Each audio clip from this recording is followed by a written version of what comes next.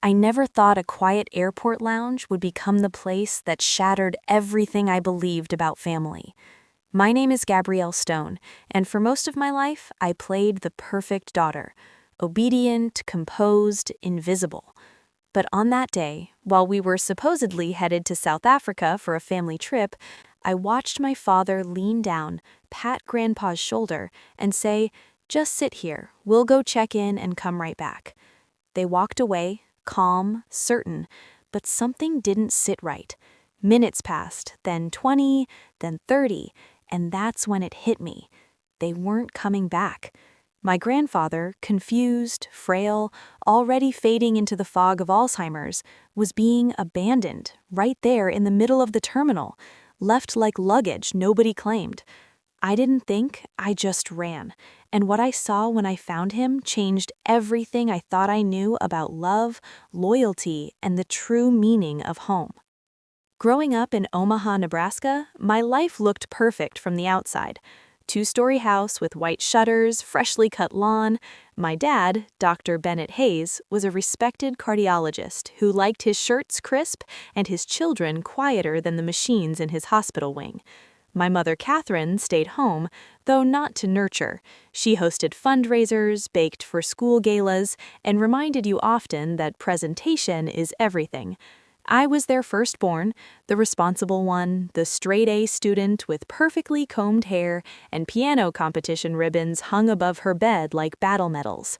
Every family photo showed us smiling, but no one noticed how I always folded my hands too tightly, as if bracing for something. In our house, love wasn't spoken.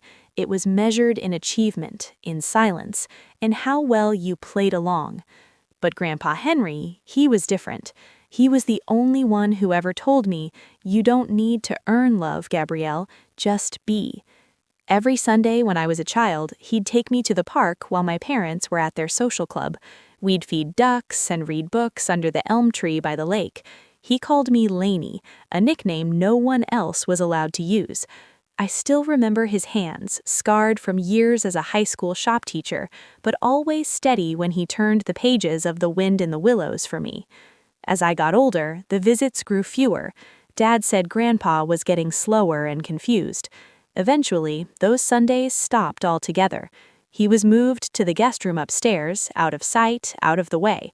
But I would sneak up there sometimes, especially during high school finals, when the pressure of perfection made me feel like I was suffocating.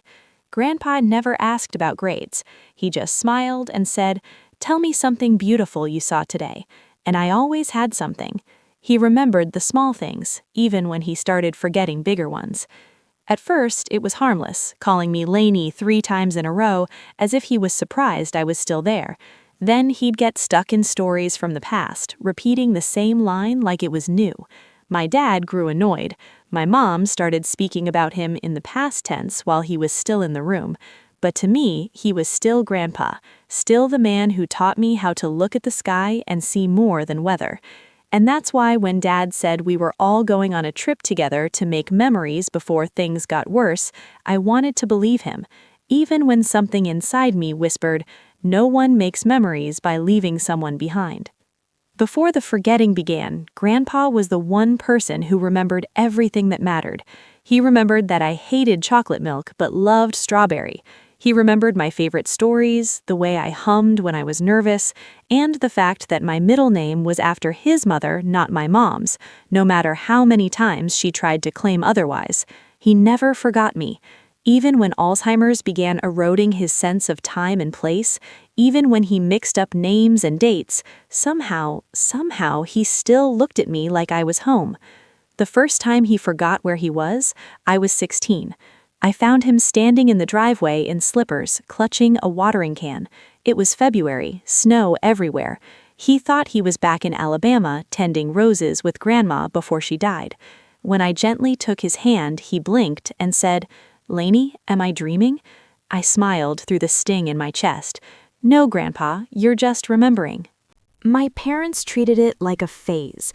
They whispered words like facility and nursing wing late at night, but I couldn't bear the thought of him alone among strangers who wouldn't know that he hummed old jazz tunes when anxious, or that he always stirred his tea 3 times before sipping. So I became the one who sat beside him in the evenings, reading aloud from the books he once read to me, The Secret Garden, Of Mice and Men, Charlotte's Web. He couldn't always follow, but sometimes his eyes lit up like he'd just opened a door that used to be locked. Those moments were rare and precious, but they became rarer. One summer afternoon, we were sitting in the backyard under the big maple tree. I had just graduated high school. My parents were hosting a party, inside, string lights, charcuterie boards, the works, but I had slipped away. I didn't want champagne. I wanted Grandpa. He looked at me that day, eyes clearer than they'd been in weeks, and said, "Lainey, when they stop seeing me, promise me you won't." I froze. "I could never stop seeing you." He nodded, placing a hand over mine. "Then, when the time comes, you'll know what to do." I didn't know what he meant then, but those words lodged themselves inside me like a tiny ember, waiting for the day I'd need to remember them. And that day came at the airport. After my first year of college, everything at home felt rearranged. The guest room where Grandpa stayed was suddenly locked during the day. Mom said it was for his safety, Gad said he needed rest, but I noticed how the hallways stayed eerily quiet now, how they no longer invited him downstairs for dinner, how they stopped correcting people when they assumed Grandpa didn't live with us anymore. He was fading from the family, like an old photograph left in sunlight. I pushed back in the only ways I could. I left notes for Grandpa on his nightstand, snuck him his favorite lemon cookies from the bakery near campus, sat beside him for long stretches, even if he just stared at the window and called me Rosalind, his late sister's name. But what hurt most wasn't his forgetting, it was theirs. One afternoon, I overheard my dad on the phone. "Yes, I know the lawyer said she'll need to co-sign, but she's just a kid. We'll handle it." He was talking about me. I waited until he left the room, then tiptoed in and peeked at the papers on the counter. Medical directives, estate planning. They weren't just preparing for Grandpa's decline, they were preparing to transfer everything away from him and me. That night, I confronted them. "He still knows me," I said, voice tight. "He still smiles when I read to him. He still laughs when I burn toast. He's still here." Mom didn't look up from folding laundry. "Gabrielle, you're too emotional. You've always been too attached." Dad sighed. "You think love is enough? It's not. We're doing what's responsible." "Responsible?" I snapped. "You mean convenient." That earned me silence, followed by cold. From then on, they excluded me from every conversation about Grandpa's care. I came home from campus one weekend to find that they'd moved his books, thrown out his slippers, replaced the tea kettle he loved. Minimalism, Mom said brightly, but to me it felt like erasure. Then came the announcement. "We're going to South Africa," Dad said at dinner one evening, "one last memory together." His smile was too wide, his eyes too careful. I looked at Grandpa, sitting quietly beside me, fingers tapping an invisible rhythm on the table. He didn't seem to register the conversation, but when I leaned close and whispered, "You want to go on an adventure?" he looked at me and winked. It was small, but it was him. And so I said yes to the trip, not because I believed them, but because something told me this wasn't just a vacation. It was a test, and I needed to be close, just in case they failed it. We left for the airport just before sunrise. The sky was still bleeding orange, and the air smelled faintly of dew and fuel as we loaded the car. Grandpa wore his navy cardigan, his travel sweater, buttoned wrong and sleeves too long. He clutched a framed photo of Grandma in one hand and my wrist in the other. Dad kept checking his watch, Mom kept checking her reflection, I kept checking Grandpa's eyes, watching for signs that he was with us. In the back seat, I whispered, "Are you excited, Grandpa?" He didn't answer, just stared out the window and hummed something I almost recognized. Maybe an old military tune, maybe a lullaby. I squeezed his hand.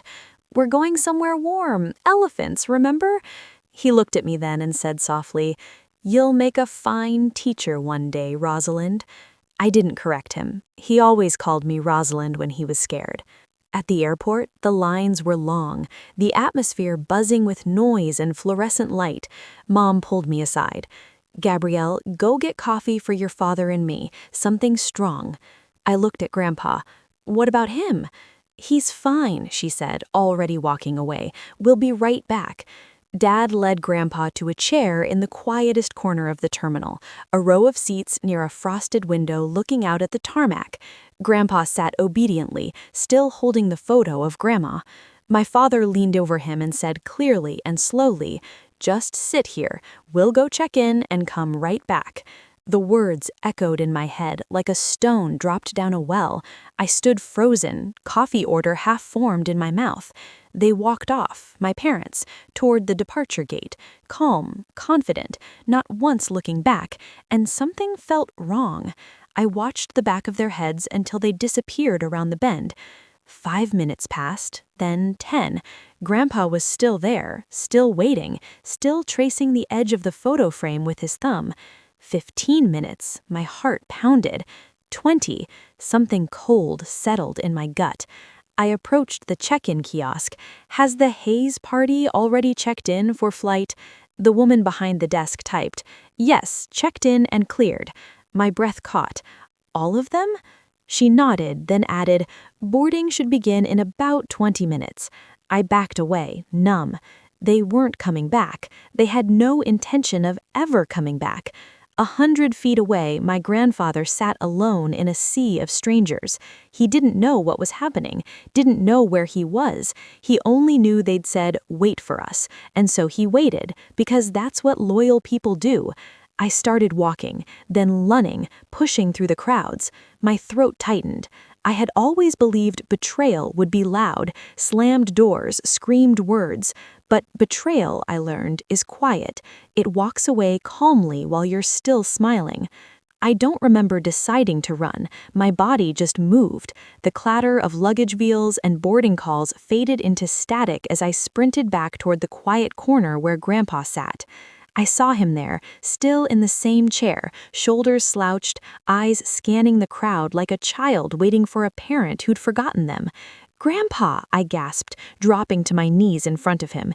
"It's me, it's Gabrielle." His eyes flickered with recognition, then confusion. "Rosalind," he whispered, voice dry. "It's okay," I said, holding his hands, which had gone cold. "I'm here, you're not alone." He looked around, bewildered. "Where did your father go? He said he'd come right back. Am I supposed to go somewhere?" My throat tightened. "No, you're supposed to stay with me, that's all." He gripped my hands tighter, trembling. "I was so scared, Lainey. I didn't know what to do."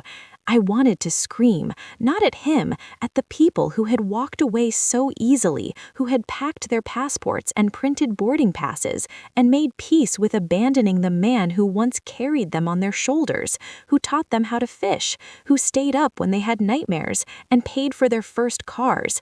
I stood and pulled him up gently. "Come on, Grandpa, we're leaving." He hesitated, looking down the terminal toward the gates. "Aren't we going on a trip?" "Yes," I said, wrapping his scarf around his neck, "but not the one they planned." As we walked toward the exit, I heard my name, "Gabrielle!" I turned. Mom stood by the escalator, her heels clacking against the tile, mascara smudged, phone still in hand. Dad was behind her, stiff, silent. "Gabrielle, get back here now!" I tightened my grip on Grandpa's hand. "He doesn't even know where he is." Mom snapped, voice rising. "He needs care, professional care. You don't know what you're doing." "I know exactly what I'm doing. I'm not leaving him like luggage in a waiting room." Dad finally spoke, his voice low, sharp. "You're making a scene. Think about how this looks." "How it looks?" I laughed bitterly. "He's your father." They froze. For a moment, we all stood in silence, the buzz of the terminal pressing in. Then I said it. "You left him." I didn't shout. I didn't cry. I just said it like a verdict. Mom's lips parted, but no words came. I stepped back. We're done here. Gabrielle, if you walk away, Dad began. But I did. I walked out of the terminal into the cold morning light, my coat barely wrapped around both of us. I hailed the first cab I saw and helped Grandpa in, his hands still shaking. We drove for miles in silence, the airport shrinking behind us like a bad dream. Only when we reached the bus station did I exhale. Where are we going? Grandpa asked gently, eyes cloudy. I took out my phone, scrolled through my messages, found the contact I'd saved weeks ago, the one I never thought I'd use. Meredith Vance, my grandfather's younger sister, my great-aunt, the only person in our family who still sent birthday cards with handwritten notes. She lived on a small property in Kansas and had called me a few months back, worried about Grandpa. If anything ever happens, Gabrielle, you call me, she'd said. Don't let them talk him away. I called. She answered on the second ring. Meredith, it's Gabrielle. Grandpa needs you. We need you. Her voice broke. Tell me where you are. I'll be waiting. I bought 2 bus tickets for the next departure. The station was nearly empty. I helped Grandpa into a seat, wrapped him in my scarf, and rested his head on my shoulder. He fell asleep before the engine rumbled to life. We rode into the sunrise, past fields and telephone poles and sleepy towns. I watched the landscape change, but I didn't feel lost. Not anymore. We were going somewhere we'd be seen, somewhere we'd belong. For the first time in my life, I wasn't following my parents. I was choosing. And that choice, though terrifying, felt like coming home. The bus pulled into the tiny station in Holton, Kansas, just after noon. It was quiet, almost too quiet after the blur of terminals and engines, but I welcomed the stillness. Standing on the platform was a small, sturdy woman in denim jacket, silver hair pulled back, holding a cardboard sign that read, Henry and Gabrielle, in shaky black marker. Meredith Vance. She dropped the sign the moment she saw us. Oh, Billy, she gasped, rushing forward. Grandpa blinked at her, then smiled, more recognition than I expected. Junebug, he said weakly. She laughed through tears. Still remember that, huh? He reached for her hand. You got old. And you didn't? She teased, wrapping him in a hug that made something in me loosen. For the first time in days, I let go of the breath I didn't know I'd been holding. We drove down 2-lane roads flanked by open fields. Her house sat at the edge of town, a modest 2-bedroom with chipping white paint and a wide porch that looked like it had seen decades of stories. There was no formal plan, no intake forms, no talk of burden, just warm soup, clean sheets, and the kind of silence that wraps around you like a quilt, not the cold kind I knew from home. That first night, I sat on the porch while Grandpa napped inside. Meredith brought out 2 mugs of tea and sat beside me, her joints creaking like the old rocking chair. You did the right thing, she said quietly, even if they don't see it now, especially if they don't. I nodded, though I hadn't even told her everything. You're welcome to stay as long as you need. This house may be small, but it has space for people who see each other. I didn't cry. I just stared at the stars, and for the first time, I felt like they were staring back, not through me. Over the next few weeks, I helped with whatever I could. Grocery runs, cooking, laundry. I took Grandpa for slow walks around the block when the weather was nice. He didn't always know where we were, but he always held my hand. Sometimes he'd call me Rosalind, other times Lainey, and every now and then, rare, fleeting, he'd look at me with clear eyes and say, Gabrielle. Those moments felt like gold dust, proof that something of him still lived beneath the fog. At night, I started journaling, not for school, not for therapy, just to remember. I wrote down things Grandpa said, things Meredith cooked, things I never wanted to forget. Because for once, forgetting wasn't just his fear, it was mine too, and I was finally in a place where remembering was allowed. By spring, the rhythm of life in Holton had settled around me like a second skin. Each morning, I'd wake before the sun, help Meredith make oatmeal, and sit with Grandpa as he slowly stirred his spoon, sometimes forgetting what to do next. I'd remind him gently, no frustration, no shame, and on the good days, he'd hum while he ate, sometimes even tell a half-finished story about fishing with his brothers, or the time he dropped his wedding ring in a loaf of bread and never told Grandma. Meredith started calling us the quiet trio. We didn't need much noise, just presence. I enrolled in a part-time nursing assistant course at the local community college, not because I planned it, but because something in me had shifted, like a compass finally pointing north. Caring for Grandpa no longer felt like sacrifice, it felt like inheritance. One afternoon, Meredith found me in the kitchen poring over homework about dementia patient care. She sat down a plate of cornbread and said, "You know, I think you were always meant for this." I shook my head. "I'm not strong enough. I cry too easily. I get overwhelmed." She smiled. "And yet, here you are." When my clinical rotation began, I started visiting the local memory care unit. Most of the residents didn't know who I was, but when I read aloud, their eyes softened. When I brought Grandpa's old radio and played his favorite jazz station, some of them tapped their fingers to the beat. One woman, Lorraine, thought I was her daughter every time I walked in. I never corrected her. I just sat and listened as she told the same story about her wedding day in 1952. Each retelling felt like a thread from a tapestry she was afraid would unravel. It made me think of Grandpa. Even as his memory faded, he still felt. He still reached for my hand, still flinched at loud noises, still smiled at birdsong. And maybe that's the part no one teaches you in textbooks, that memory isn't always in fact, it's in feeling. One day, as I wheeled Grandpa into the backyard, he turned to me, unexpectedly lucid. "You're doing good, Lainey," he said, eyes bright. "Real good." I knelt beside him. "I wish I could have done more." He shook his head slowly. "You did the one thing that mattered. You stayed." That night, I printed the photo we took together at the bus station, him smiling, bundled in my scarf, eyes closed in the sun. I placed it beside my bed, not because he would remember, but because I would, because this chapter of my life, born from pain and defiance, had become something bigger, not an escape, a homecoming. The morning Grandpa passed, the house was silent. I found him in his chair by the window, hands resting on a worn blanket, the radio playing soft jazz in the background. His framed photo of Grandma was still on the table beside him. His eyes were closed, his face peaceful, like he'd just dozed off mid-story. I didn't cry at first. I just sat beside him, held his hand, and whispered, "You can rest now. I'll remember the rest for you." We buried him under the oak tree behind Meredith's house, his favorite spot. The ceremony was small, just Meredith, a few neighbors, and me.